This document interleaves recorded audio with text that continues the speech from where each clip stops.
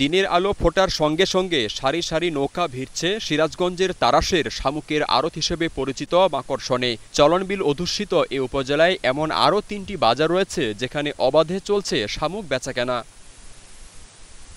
সিরাজগঞ্জের তারাশ, নাটোরের সিংড়া, গুরুদাসপুরে অন্তত ৬০টি পয়েন্টে সারা রাত বিশেষ জাল দিয়ে আহরণ করা হয় শামুক। পরে বিক্রির জন্য আনা হয় আড়তে। কয়েক হাত বদলে তা চলে যায় দূর দূরান্তের মাছের ঘের ও হাঁসের খামারে।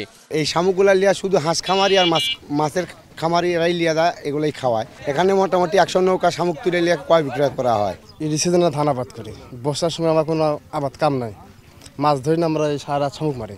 একজনের দেখা থেকে আরেকজন এরকম করতে করতে এখন আমরা প্রায় মানুষ যারা গরিব তারা আমরা শামুকের উপর নির্ভর করছি।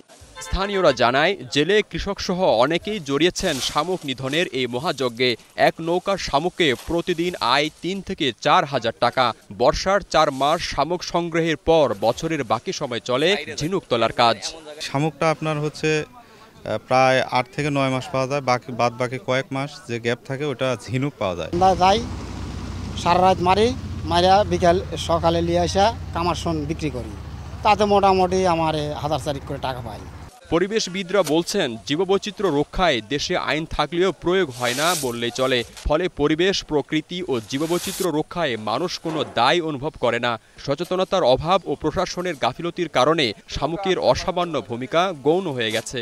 ৮ বছর আগে যে পরিমাণ শামুক যারা শামুক সংগ্রহ করেন পেয়েছেন, এখন কিন্তু অতটুকু পাওয়া যাচ্ছে না।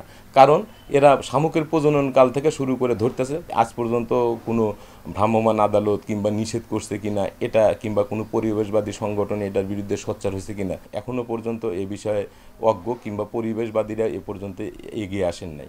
বছরের পর বছর ধরে শামুক নিধনের এমন মহোৎসব চললেও সুনির্দিষ্ট অভিযোগ পাওয়ার অপেক্ষায় স্থানীয় প্রশাসন।